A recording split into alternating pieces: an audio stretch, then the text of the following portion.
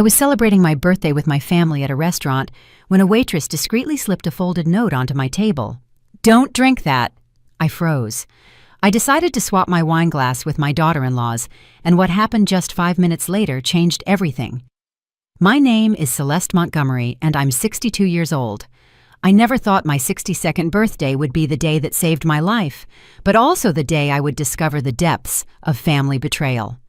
It was a Friday night, and my son Marcus had taken me to Giovanni's Trattoria, the Italian place I loved so much in our neighborhood of Atlanta, Georgia. He'd chosen it because he knew it was my favorite, or so I thought. Allison Whitlock, my daughter-in-law, sat across from me, smiling that smile I'd always found a little stiff, which I used to attribute to nerves or shyness. The restaurant was buzzing with families celebrating. The atmosphere was warm and inviting, with soft lights casting a golden glow on the wooden tables and the aroma of garlic and basil filling the air. Marcus had ordered a bottle of California Cabernet Sauvignon for a toast, and I felt genuinely happy to be surrounded by my small family. "Mom, you look radiant tonight," Marcus said, pouring wine into our glasses. His eyes sparkled with affection, and for a moment I felt like the luckiest mother in the world. Allison nodded, her smile not quite reaching her eyes, but I was too caught up in the moment's joy to notice. We'd ordered our favorite dishes. I chose the chicken parmesan, my go-to whenever I came here. Marcus decided on the spaghetti bolognese, and Allison ordered a Caesar salad, claiming she was watching her figure. Throughout dinner, the conversation flowed easily. Marcus talked about his work at the State Farm office downtown, and I shared stories about my gardening days and the senior yoga class I'd recently started attending at the local YMCA. But there was a feeling I couldn't shake, a subtle tension that seemed to radiate from Allison. Whenever Marcus turned to talk to me, she'd watch him with an expression I couldn't quite decipher. Her fingers drummed nervously on the table, and I caught her checking her cell phone several times in a way that wasn't exactly discreet. When it was time for the toast, Marcus stood up, glass held high. "To Mom," he said, his voice thick with emotion, "for being the strongest woman I know, for raising us with so much love after Dad passed, and for teaching me what true resilience means." His words warmed my heart, and I felt happy tears welling up. Allison also raised her glass, but I noticed her hands were trembling slightly. "To Celeste," she said, her voice sounding a little strained, "for being such a special mother-in-law." The slight hesitation before the word special caught my attention, but I decided to ignore it. Just as I was about to raise the glass to my lips, I felt someone approach our table. It was one of the waitresses, a young woman with brown hair pulled back in a ponytail. She leaned in subtly, as if to wipe something from the table, and slid a small, folded piece of paper next to my plate. The move was so seamless that neither Marcus nor Allison noticed. The waitress, Jada Reynolds, gave me an intense, almost urgent look before quickly walking away to another section. My heart started pounding. With trembling hands, I unfolded the paper beneath the table, keeping it hidden. The words were written in clear, urgent script. "Don't drink that. Your life is in danger. Trust me." The world seemed to stop. The noise of the restaurant faded into a distant murmur, and I felt like I was watching the scene from outside my own body. My first reaction was to assume it was a terrible joke, but the look in the waitress's eyes conveyed a seriousness I couldn't dismiss. I looked at my wine glass, which seconds earlier I had been so eager to taste. Now it looked sinister. I managed to keep my expression neutral while my mind raced. Marcus and Allison continued chatting, oblivious to what had just transpired. "Excuse me," I said, hoping my voice sounded natural. "I need to run to the restroom for a second." I stood up on shaky legs, slipping the paper into my pocket. As I walked toward the back, my mind was a whirlwind of questions and fear. In the restroom, I reread the note, hoping the words might magically change. The handwriting was feminine, rushed but legible. There was no signature or further explanation, just that direct, terrifying warning. When I returned to the table, I tried to act normal, but inside, I was terrified. I looked at Marcus and Allison with new eyes. Marcus seemed completely normal, talking animatedly about his plans to renovate their kitchen. But Allison, something was different about her. Her eyes darted nervously between my glass and my face, as if she were waiting for something. That was when I made a decision that changed everything. When Marcus turned to flag down our server for more bread, I seized the moment of distraction. With one quick, casual movement, I switched my glass with Allison's. The liquid was identical, the same Cabernet we'd been drinking all night. "Finally," I said, raising the glass that was now mine. "A toast to this beautiful family moment." Marcus smiled broadly and raised his glass. Allison, unaware of the switch, raised hers too, the one that had originally been mine. We drank at the same time. The wine tasted the same as always, but I could barely focus on it. I was watching Allison intently, searching for any sign that something was wrong. At first, nothing happened. We continued to eat and chat. Marcus told me about a promotion he hoped to receive at his firm, and I talked about my plan to visit my sister in Portland, Oregon that fall. Allison participated in the conversation, but she seemed increasingly uneasy. It was exactly 5 minutes after the toast when it started. Allison pressed a hand to her stomach, a look of confusion on her face. "I feel a little funny," she muttered. Marcus immediately looked concerned, asking if she was okay. She shook her head, saying she'd probably eaten something that disagreed with her at lunch, but then her face began to pale visibly. Her hands started trembling, not from nerves like before, but uncontrollably. "I really don't feel well," she whispered, and I saw beads of sweat forming on her forehead, even though the restaurant was comfortably cool. Marcus immediately stood up, supporting his wife by the shoulders. "Honey, what is it?" he asked, his voice alarmed. I remained seated, watching the scene with a mix of horror and terrible fascination. Allison tried to stand, but her legs buckled. She collapsed back into her chair, breathing erratically. Her eyes were glassy, and her skin had taken on a grayish tint that terrified me. "Call 911!" I yelled at Marcus, though my voice sounded eerily calm considering the situation. Panic seized the restaurant as other diners realized something serious was happening. While we waited for the paramedics, my mind couldn't stop repeating the words on the note. "Your life is in danger."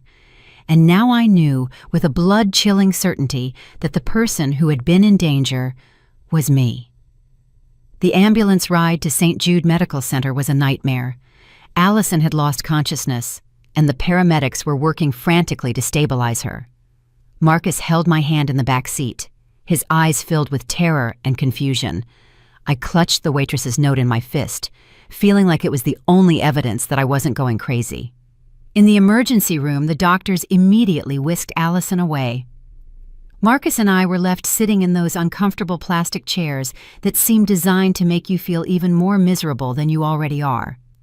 The smell of disinfectant made me nauseous, and the fluorescent lights created a cold, unforgiving atmosphere. "I don't understand what happened," Marcus muttered for the 5th time, running his hands through his hair. "She was fine an hour ago. Maybe it was something she ate or stomach flu." I didn't answer. I couldn't tell him about the note yet, not until I was sure of what had really happened. But deep down, I knew this wasn't simple food poisoning. The waitress's words resonated in my head like a nonstop alarm. After what felt like hours, a young doctor with a beard approached us. His expression was serious, and I could see in his eyes that he had news he didn't know how to deliver. "Are you the family of Allison Whitlock?" he asked. "I'm her husband," Marcus immediately replied. "This is my mother. How is Allison?" The doctor sat down across from us, which instantly told me the news wasn't good. "Your wife is stable for now, but we need to talk about what caused her collapse." He paused as if carefully choosing his words. "The results from the blood work show the presence of digoxin in extremely high levels." Marcus frowned. "Digoxin? What is that?" "It's a heart medication," the doctor explained. "In normal doses, it helps regulate heart rhythm, but the amount we found in her system is, well, it's potentially lethal." I felt as if I'd been punched in the stomach. "Are you saying someone poisoned her?" I asked, my voice trembling. I can't make that determination, the doctor replied carefully. But I can tell you that this amount of digoxin did not enter her system accidentally. We're going to have to contact the police to investigate. Marcus abruptly stood up, pacing back and forth in the small space. This is impossible, he muttered. No one would want to hurt Allison. She's a good person. Who would do something like that?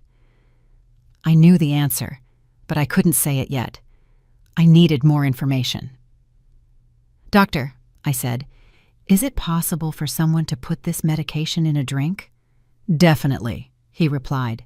Digoxin can dissolve in liquids, and in this case, we also detected alcohol in her system, which can intensify the toxic effects. That was the confirmation I needed. I pulled the note from my pocket with trembling hands and showed it to Marcus. His eyes widened as he read the words. Mom, where did you get this? He asked, his voice breaking. I told him everything. The waitress, the message, my decision to swap the glasses. With every word, I saw the color drain from Marcus's face. When I finished, he sank into the chair as if he'd lost all his strength. It can't be, he whispered.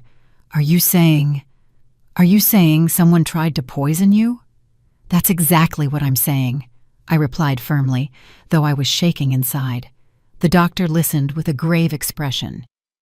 I will report this to the police immediately, he said, and we're going to need to run blood tests on both of you as well, to make sure you haven't ingested anything dangerous. When the doctor left, Marcus and I sat in silence. I could see his mind working, processing the information, reaching conclusions he didn't want to accept. Marcus, I said softly, I need to ask you something, and I want you to think carefully before you answer. He looked at me, his eyes full of pain. Have you noticed anything strange about Allison's behavior lately? Anything different at home? Marcus took a long time to respond. When he did, his voice was barely a whisper. A few months ago, she started getting really worried about your health. He stopped, as if he didn't want to continue. What kind of worries? I pressed. She kept saying she saw you confused sometimes, that you forgot things, that maybe we should start considering care options for you. The words sounded as if they physically pained him to say. My blood ran cold. Care options. A nursing home? She said she had researched some very nice places, that it would be better for you to have professional care. Marcus mumbled, unable to look me in the eye. Marcus, I said, my voice trembling. I don't have memory problems. I'm not confused. I'm perfectly fine. I know, he whispered. My God, I know, but she was so convincing. She showed me articles about early dementia, talked to me about red flags, and I wanted to believe she was just looking out for you. What else? I asked, though I wasn't sure I wanted to hear the answer. Marcus covered his face with his hands. Last month she suggested I should get power of attorney over your finances. She said it was just a precaution in case something happened to you. His voice cracked. I was about to agree. I thought it was the responsible thing to do. I felt sick. The whole picture was starting to form, and it was more horrifying than I'd imagined. Allison hadn't just planned to poison me. She had been preparing the groundwork to make my death seem inevitable, even expected. Is there anything else? Marcus continued, his voice barely audible. 3 weeks ago, I found bottles of pills in her purse. When I asked her, she said they were vitamins for herself, but now that I think about it, I never saw her take them. Do you remember what kind of pills they were? I don't know. They were small, white pills, but there were a lot of them in different bottles. At that moment, a nurse approached us. Mrs. Montgomery? She asked. I'm Celeste Montgomery, I replied. The police are here and they'd like to speak with you. Also, the doctor wants to inform you about something we found in the additional analyses. We followed the nurse to a private room where 2 detectives and the doctor we'd met earlier were waiting. The doctor's expression was even more serious than before. We've done more detailed analyses, he began, and we've found something disturbing. Mrs. Whitlock didn't just have digoxin in her system. She also had traces of other cardiac medications. It appears she had been ingesting small amounts over a prolonged period. My world spun. Are you saying someone has been gradually poisoning me? That is the most likely explanation for what we are seeing, the doctor confirmed. One of the detectives, a middle-aged woman with graying hair, Detective Lieutenant Lee, leaned forward. Mrs. Montgomery, have you been taking any medication recently? Have you noticed any unusual symptoms? I thought back over the past few months. The occasional dizziness I'd dismissed as age, the fatigue I'd thought was normal, the moments of confusion that had worried me, but which I'd decided to ignore. Yes, I whispered. I've been feeling things, but I thought it was just part of getting older. Marcus squeezed my hand. Mom, why didn't you say anything to me? Because I didn't want to worry you, I replied, and because Allison assured me it was normal for my age. The words hung in the air like an accusation, and that was when I realized that my own daughter-in-law had been trying to kill me slowly and systematically, all while convincing my son that I was losing my mind. The monster hadn't come from outside. She had been living inside my own family. The next few days passed like a slow-motion nightmare. Allison was in the intensive care unit, stable but still unconscious. Marcus hadn't left my side, as if he feared something might happen to me if he left me alone. The guilt was consuming him, and I could see it in every line on his face. Detective Lee had visited me 3 times in the last 4 days. She was a meticulous woman with eyes that seemed to see through lies, and each conversation revealed more pieces of the horrific puzzle my life had become over the last few months. Mrs. Montgomery, she said during our latest meeting, we've been looking into your daughter-in-law's background. What we found is troubling. We were sitting in my living room, the same room where Allison had so often come to care for me during my supposed episodes of confusion. Now, every corner of that room felt tainted by her lies. Allison worked as a certified nursing assistant, CNA, for 5 years before marrying your son, Detective Lee continued. She had access to medications and was perfectly familiar with the effects of different substances. Marcus, sitting beside me, looked more haggard each day. But why would she want to hurt Mom? I never sensed she had a problem with her. The detective exchanged a meaningful glance with me before answering. Mr. Montgomery, we reviewed your mother's financial records. Are you aware that you are the sole beneficiary of her will? Of course, Marcus replied. She's my mother, but that doesn't mean anything. I never wished for anything to happen to her for money. No, but your wife did know about the inheritance, the detective said softly. And according to our investigation, she had been pressuring you to have your mother make changes to her legal documents. I recalled all those seemingly innocent conversations, where Allison suggested it would be prudent to get my affairs in order, how she had insisted on accompanying me to doctor's appointments, always with that worried smile and that voice full of false compassion. There's something else, Detective Lee continued. We found correspondence on Allison's computer.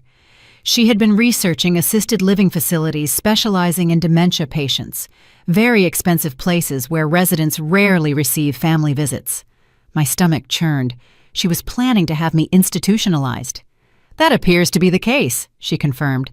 But not only that, we also found searches on how to accelerate cognitive decline in the elderly and methods to make a death appear natural in patients with cardiac conditions. Marcus stood up abruptly, walking to the window. His shoulders trembled. My God, he muttered. What kind of monster is she?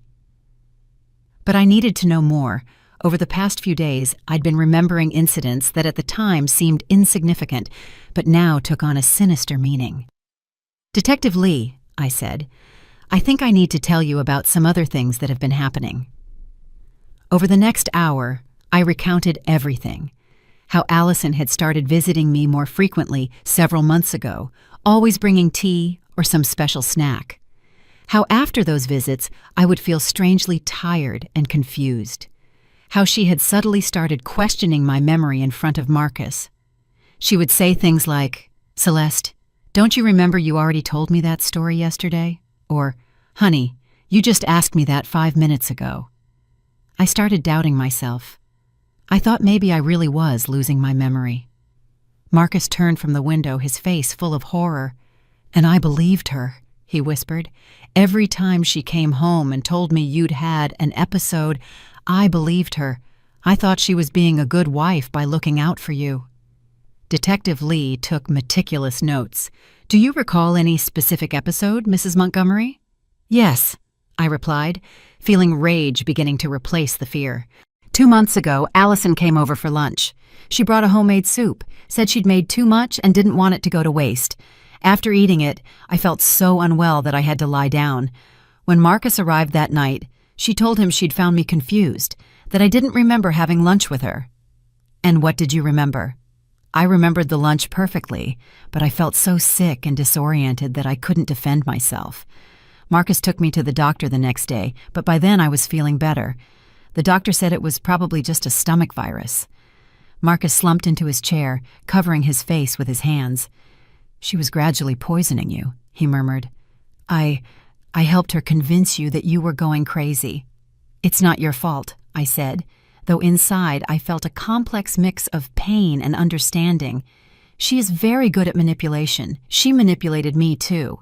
Detective Lee closed her notebook. Mrs. Montgomery, there's one more thing you need to know. The waitress who gave you the note, Jada Reynolds, is a nursing student. Her grandmother died 2 years ago under circumstances similar to what you're describing. My blood ran cold. What do you mean? Jada's grandmother, Eleanor Washington, began showing signs of confusion and cognitive decline. Her family thought it was natural dementia. She was admitted to an assisted living facility where she died 6 months later from heart failure. But Jada always suspected something wasn't right. And what does that have to do with me? The person who cared for Jada's grandmother, who convinced the family she needed institutional care, was Allison Whitlock. At the time, she used her maiden name, Allison Peters. The silence that followed was deafening. Marcus slowly raised his head, his eyes full of horrifying realization. Are you saying my wife, she'd done this before? That's exactly what we're investigating, the detective confirmed. Jada recognized Allison at the restaurant. She had been following her discreetly for weeks, trying to figure out if her suspicions were correct. When she saw what looked like a family situation, she decided to act. I thought of that young waitress who had saved my life, a stranger who had shown more concern for my well-being than my own daughter-in-law. Where is Jada now? I asked. I'd like to thank her. She is fully cooperating with our investigation, and I believe she'd like to speak with you too. Marcus finally spoke. His voice cracked with emotion. Mom, I'm so sorry. I'm sorry I ever doubted you. I'm sorry I let her do this to you. I reached out and took his hands in mine. They were cold and trembling. Marcus, listen to me. Allison is an expert manipulator. This is not your fault. But I should have seen the signs, he insisted. I should have known something was wrong. How could you have known? She presented herself as the perfect daughter-in-law, worried about her elderly mother. Anyone would have thought she was being kind. Detective Lee stood up. Mrs. Montgomery, we'll need you to come to the Atlanta Police Precinct tomorrow to give a formal statement. We also want you to speak with Jada Reynolds, if you are willing. Of course, I replied. I'll do whatever is necessary. After the detective left, Marcus and I sat in silence for a long time. The weight of everything we had discovered was overwhelming. Marcus, I finally said, there's something you need to understand. All these months when I felt confused and sick, the worst part wasn't the physical discomfort. The worst part was thinking I was letting you down, that I was becoming a burden to you. His eyes filled with tears. You were never a burden, Mom. Never. I know that now. But in those moments, when Allison told me she was worried about my mental decline, I felt like I was losing not just my mind, but also your respect and your love. She knew exactly what buttons to push, Marcus murmured. She knew my greatest fear was losing you the same way I lost Dad. My ex-husband had died of Alzheimer's when Marcus was 25. It had been a devastating experience for the whole family, watching that strong, brilliant man gradually fade into a shadow of himself. Allison used that experience against us, I continued. She knew you would be afraid of me following your father's path, and she exploited that fear to manipulate you. Marcus nodded slowly. And I fell completely into her trap. I was so scared of watching you deteriorate that I didn't question anything she told me. Marcus, yes. When was the first time Allison mentioned my supposed confusion? He thought for a moment. It was shortly after Grandma Margaret passed away and left me that inheritance. My mother had passed away 8 months ago, leaving me a considerable sum of money that I had planned to leave to Marcus. But now I realized that had been the catalyst for Allison's plan. She knew about the money, I said, more to myself than to him. She knew everything. She knew everything, Marcus confirmed bitterly. About your will, about Grandma's inheritance, about my fears regarding your health. And she used every piece of information to construct her perfect plan. That night, as I lay in bed staring at the ceiling, I couldn't stop thinking about how close I had come to losing everything. Not just my life, but my dignity, my independence, and my relationship with my son. Allison had planned to steal everything I cared about, and she had been on the verge of succeeding. But she had underestimated one thing: the power of a compassionate stranger who refused to stay silent when she saw danger. And in the end, that had been her undoing. Jada Reynolds had the most determined eyes I had ever seen. When we met at the coffee shop near the Atlanta Police Department precinct, I could see in her a strength that reminded me of myself at her age. She was petite, barely 23 years old, but there was something about her presence that radiated a wisdom that only comes from pain. "Mrs. Montgomery," she said, sitting across from me, "I've been waiting for this moment for 2 years." "Jada," I replied, taking her hands in mine, "I have no words to thank you for what you did. You saved my life." Her eyes welled up, but her voice remained steady. "I wish I could have saved my grandmother, too." Over the next hour, Jada told me the full story of what had happened to her grandmother, Eleanor Washington. It was a chilling account because it was too similar to what had been happening to me. "Grandma Eleanor was the strongest woman I knew," Jada began. "At 78, she was still working in her garden, cooking for the whole family on Sundays, handling her own finances. She was completely independent." "How did she meet Allison?" I asked. "My grandmother fell at the supermarket and hurt her wrist. Allison was there. She introduced herself as a CNA and offered to help her. She seemed so kind, so concerned about an older woman she didn't even know." Jada took a sip of her coffee before continuing. "Allison started visiting my grandmother regularly, bringing her food, helping her with groceries. She claimed she felt lonely because she didn't have family nearby and that caring for Grandma Eleanor made her feel useful." "And your family thought it was wonderful," I said, guessing the rest. "Exactly. We were all so grateful that someone was looking out for her. I was in college. My parents were working double shifts. Allison seemed like a gift from heaven." "When did the problem start?" Jada sighed deeply. "After 2 months, Allison started mentioning small incidents, that she had found Grandma confused, that she had forgotten to turn off the stove, that she had repeated the same story several times, minor but worrying things." My stomach turned as I recognized the pattern. "And you all believed her?" "At first, we didn't want to accept it, but Allison was very convincing. She showed us articles about dementia, talked about red flags, and gradually we started noticing things about Grandma that we hadn't seen before, like she looked more tired. Sometimes she seemed confused when we talked on the phone. There were days she didn't remember conversations we'd had. Allison convinced us that we needed to accept the reality that Grandma was deteriorating." Jada paused, fighting back tears. "The most horrible part is that Grandma started doubting herself too. She would tell me, 'Jada, I think something is wrong with me. Allison tells me I forget things and maybe she's right.'" "My God," I murmured. "That's exactly what was happening to me." "Yes. And then Allison started suggesting that maybe it was time to consider a specialized residence. She said she had found a wonderful, very expensive, but excellent place, the Serenity Pines Assisted Living, where Grandma would get the care she needed. And the family agreed? Not immediately, but Allison was persistent. She told us we were selfish to keep Grandma at home when she clearly needed professional care, that we were putting our feelings above her well-being. I knew that tactic. Guilt disguised as legitimate concern. How long was your grandmother at that residence? 6 months, Jada replied, her voice breaking. 6 months before she died of what they said was natural heart failure. But when I went to visit her there, something wasn't right. Grandma whispered to me that Allison visited often, always bringing her special vitamins that the doctor had prescribed. Did you investigate those vitamins?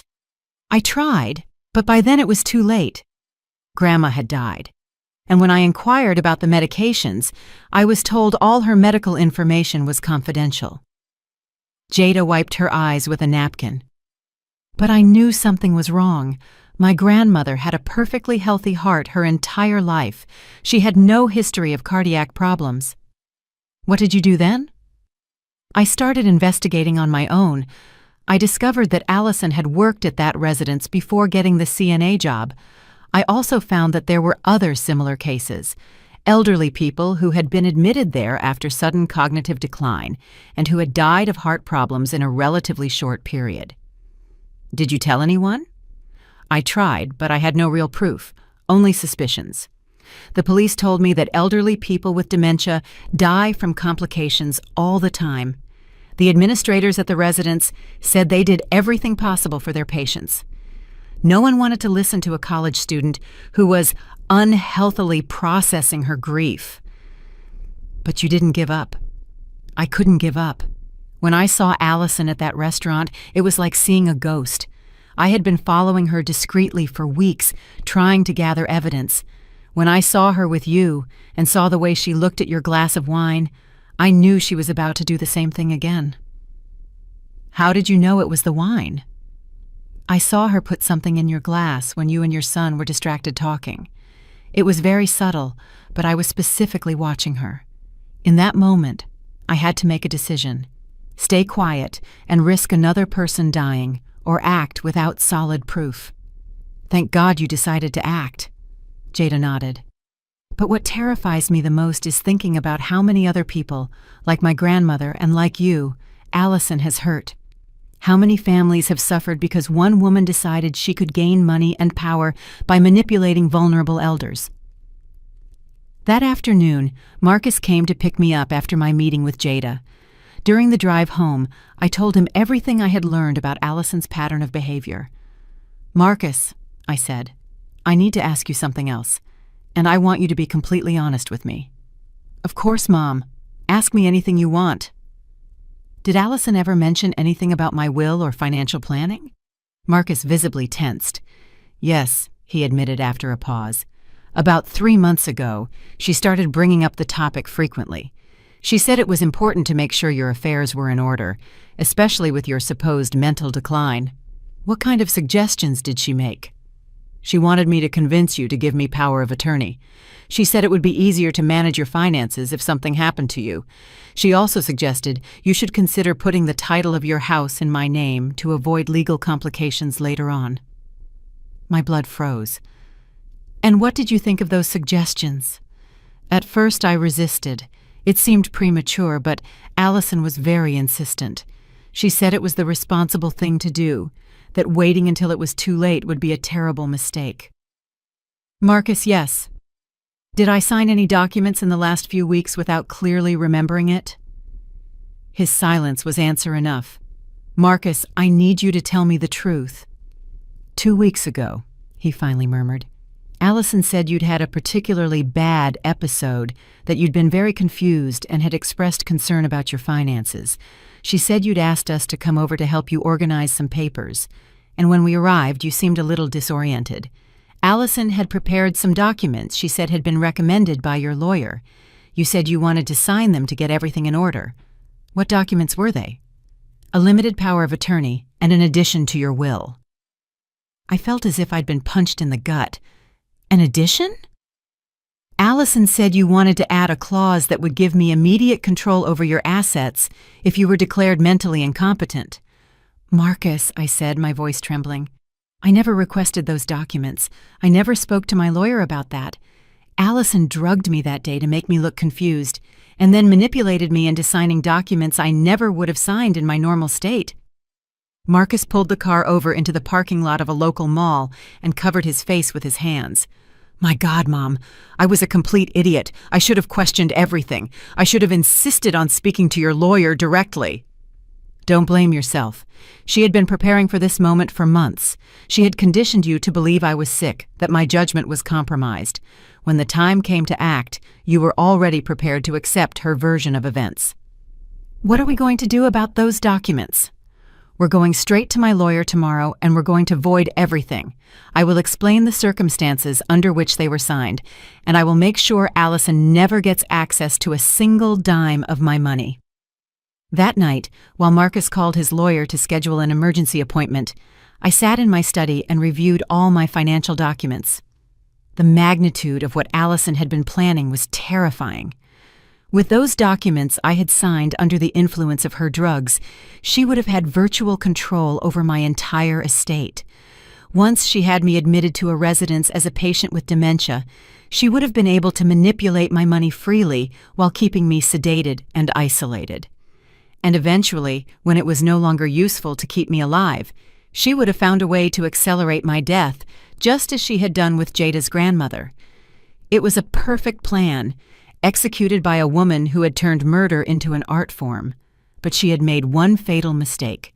She had underestimated the determination of a young woman who refused to forget her grandmother, and that had been her undoing.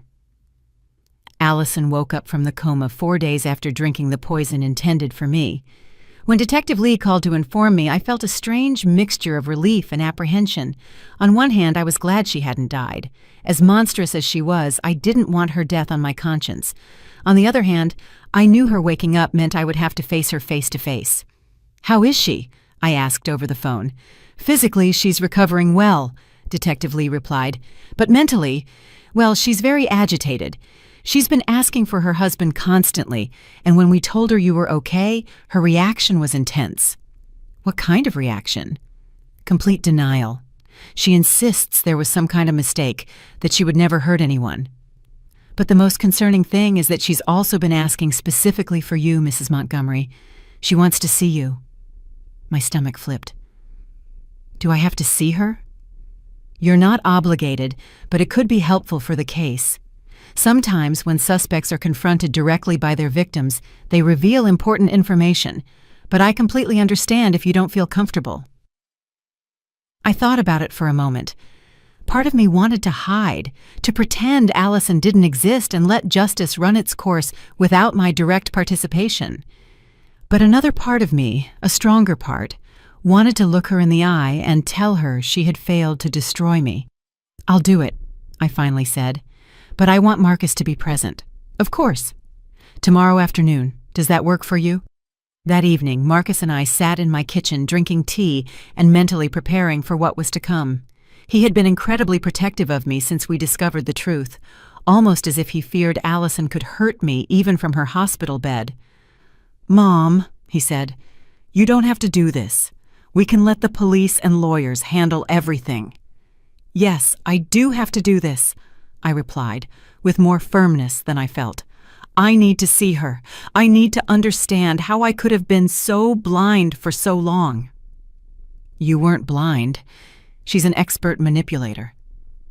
"Maybe. But I also think part of me didn't want to see the signs because I wanted to believe that I finally had a daughter-in-law who cared about me." Marcus took my hand. "Mom, you've always had people who care about you.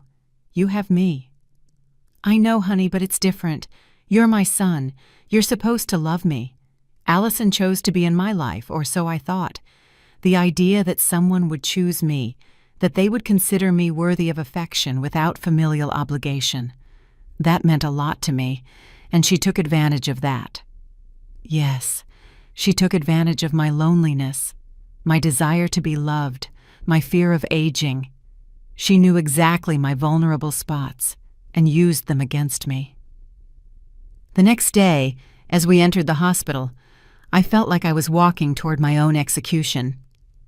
Detective Lee escorted us through corridors that smelled of disinfectant and pain until we reached the room where Allison was being guarded. There was a police officer at the door, which made me feel a little safer.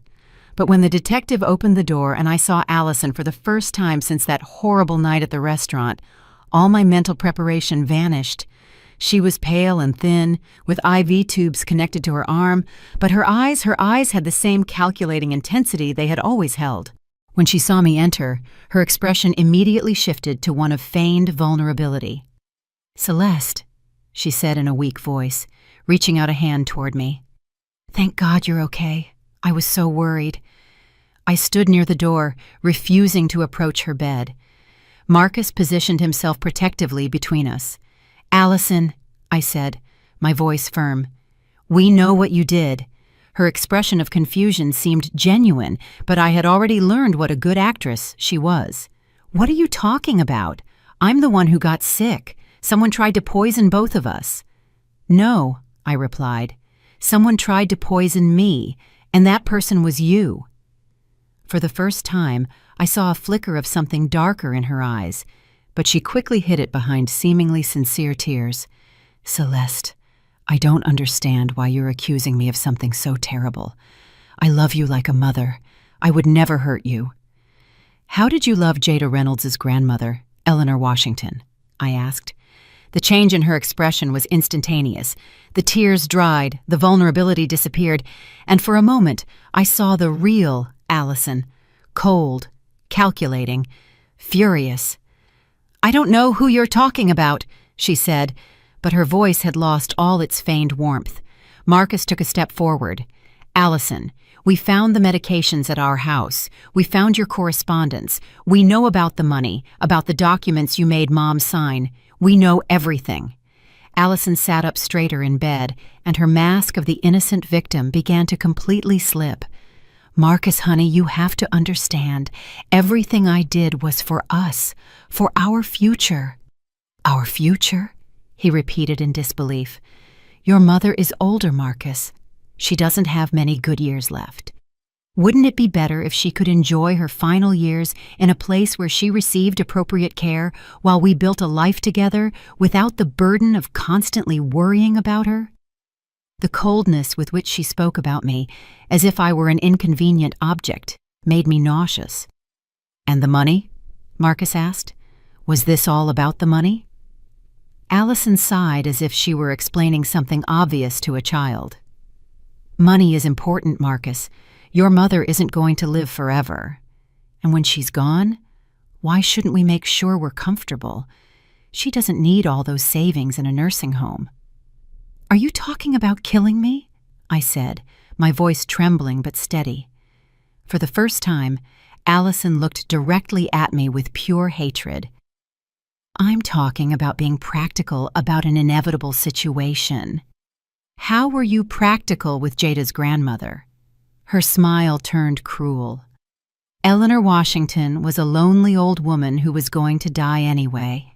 At least I made sure her final months were comfortable and that her money ended up in her family's hands. She didn't have anyone else. Her family visited once a month if she was lucky. I was the only one who truly cared about her in the end." Marcus was shaking with rage. "How many other people have you hurt, Allison?" "I haven't hurt anyone," she replied coldly. "I've provided a peaceful transition for people who were already suffering." "A peaceful transition?" I repeated. "You call gradually poisoning older people until they die a peaceful transition?" "I kept them comfortable," she insisted. "No pain, no fear. It's more than most people can expect at the end of their lives." Detective Lee, who had been quietly taking notes, finally spoke. "Mrs. Whitlock, are you admitting that you intentionally caused the death of Eleanor Washington and that you plan to do the same to Celeste Montgomery?" Allison realized too late what she had revealed. She tried to backtrack. "No, I wasn't talking. Hypothetically. I'm confused from the medication." But the damage was done. She had shown her true self, and everyone in that room had witnessed it. "Allison," I said, finally stepping closer to her bed but keeping out of her reach. "I want you to know something. For months, you made me doubt my own mind. You made me feel like a burden, like I was losing my value as a person. But I survived, and I'm going to make sure you never have the chance to do this to anyone else." Her eyes filled with fury. "Stupid old woman," she hissed. "You should be grateful. I was going to give you a dignified death. Now you'll rot slowly in some cheap facility where no one cares about you." Marcus moved toward her, but I put my hand on his arm to stop him. "She's not worth it," I told him. "She can't hurt us anymore." When we left the room, I felt as if I had confronted the demon that had been living in my life for months. It was terrifying, but also liberating. "How do you feel?" Marcus asked me as we walked down the corridor. "Like I just woke up from a very long nightmare," I replied, "and like I can finally start to heal." That night, Detective Lee called to inform me that Allison had decided to confess in exchange for a plea agreement. She had admitted not only to the attempted murder against me, but also to the deaths of Eleanor Washington and 2 other elderly women over the last 3 years. "3 more?" I asked in horror. Yes, once she started talking, she seemed almost relieved to admit what she had been doing. I think she had been carrying the weight of those secrets for a long time. What will happen to her now? With the confessions and the evidence we have, she will likely face life imprisonment without the possibility of parole. When I hung up the phone, I felt no triumph or vengeance. I felt only a profound sadness for all the lives Allison had destroyed, and an overwhelming relief that her reign of terror was finally over. But I also knew that the most difficult part of my healing process was just beginning. 6 months after that horrible night at Giovanni's Trattoria, I wake up every morning with a feeling I had forgotten existed: peace. It's a strange sensation after so many months of living in constant fear, doubting my own mind, feeling like I was losing pieces of myself every day. My morning routine has changed completely. I no longer need to obsessively check if I locked the door or turned off the stove, because now I trust my memory. I no longer have to question every decision I make, wondering if it's evidence of mental decline. I know my mind is clear, that it always was clear, and that the confusion and forgetfulness were caused by poison, not illness.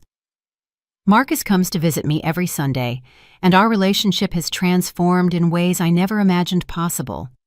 The guilt he carried for doubting me, for letting Allison manipulate him, had been consuming him for weeks after the trial.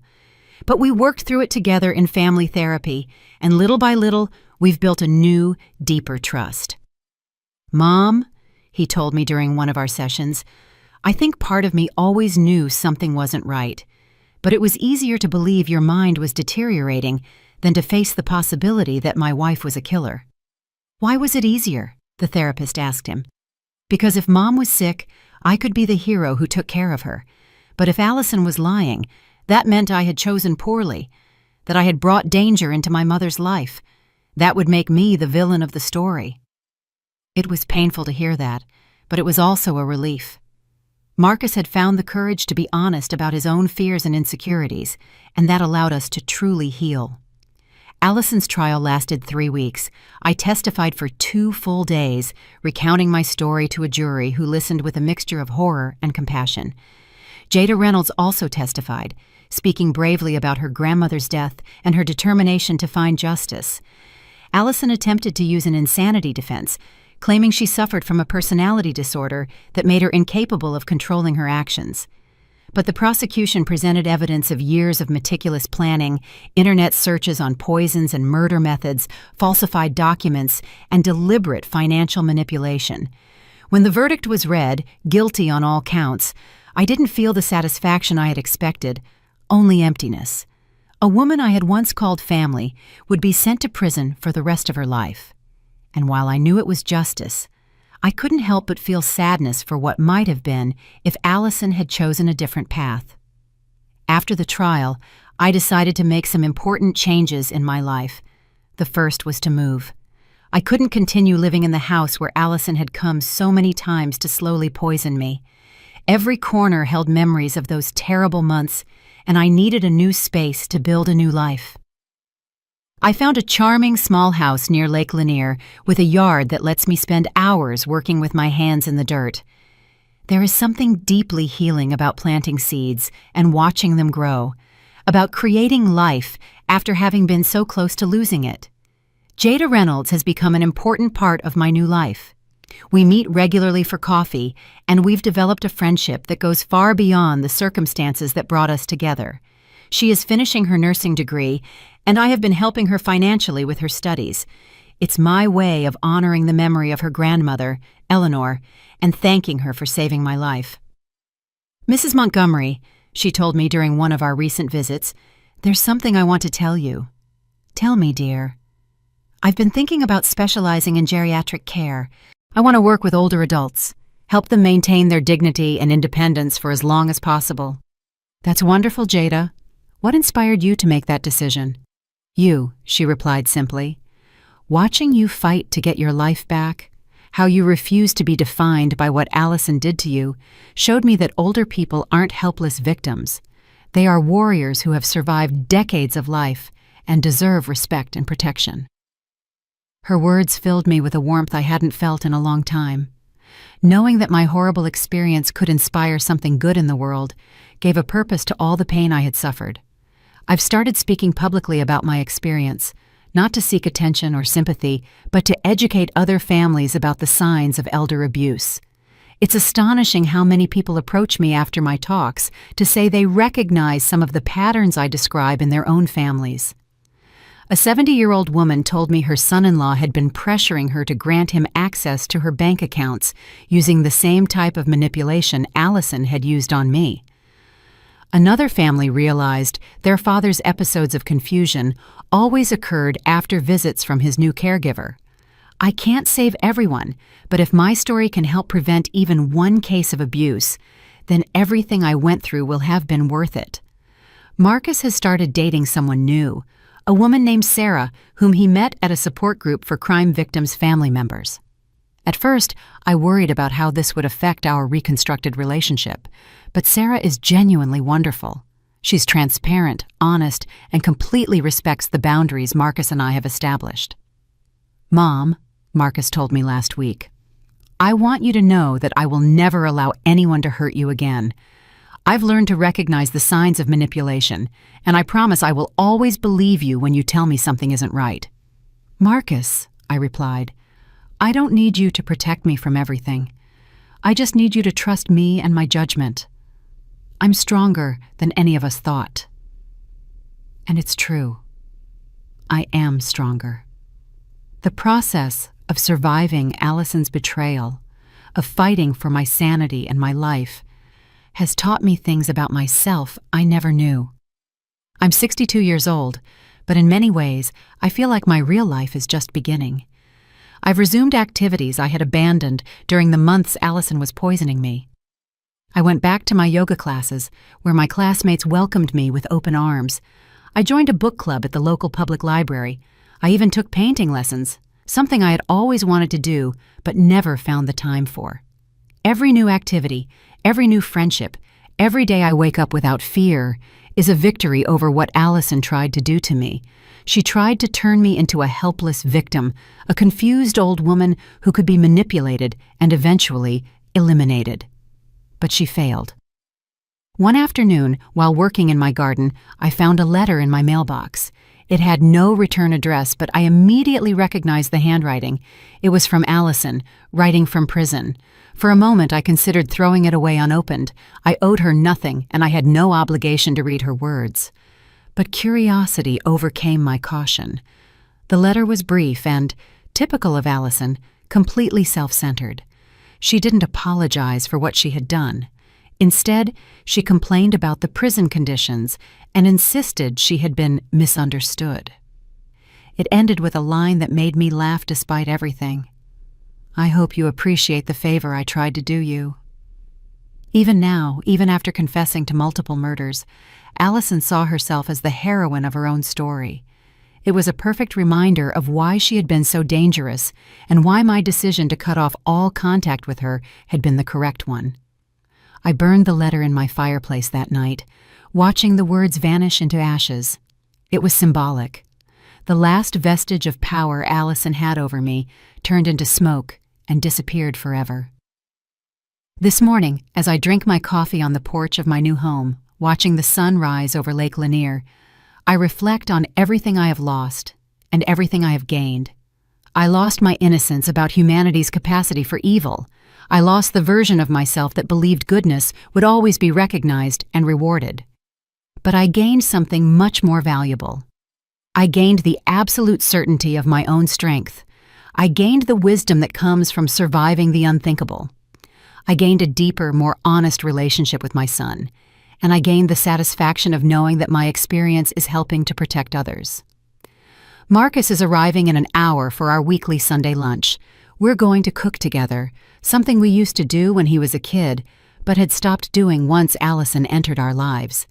It's a tradition we've recovered, along with so many other things I thought I had lost forever. As I wait for him, I think of all the people who weren't as lucky as I was. Eleanor Washington and Allison's other victims never had the chance to rebuild their lives, but their memory lives on in the work Jada and I are doing to prevent future abuse. At 62, I've learned that life can change in an instant. It can turn into a nightmare without warning, but it can also transform into something beautiful when you least expect it. The key is to never give up, to keep fighting, even when it seems all hope is lost. I am Celeste Montgomery. I survived an attempted murder by my own family, and I am here to tell my story, not as a victim, but as a warrior who refused to be silenced. And every day I wake up free, healthy, and in control of my own life is my sweetest revenge against those who thought they could destroy me. Did you like my story?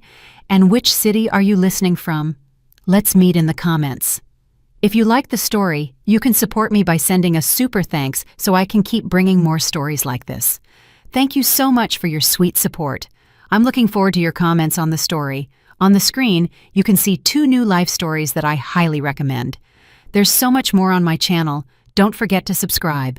See you in the next life story with love and respect.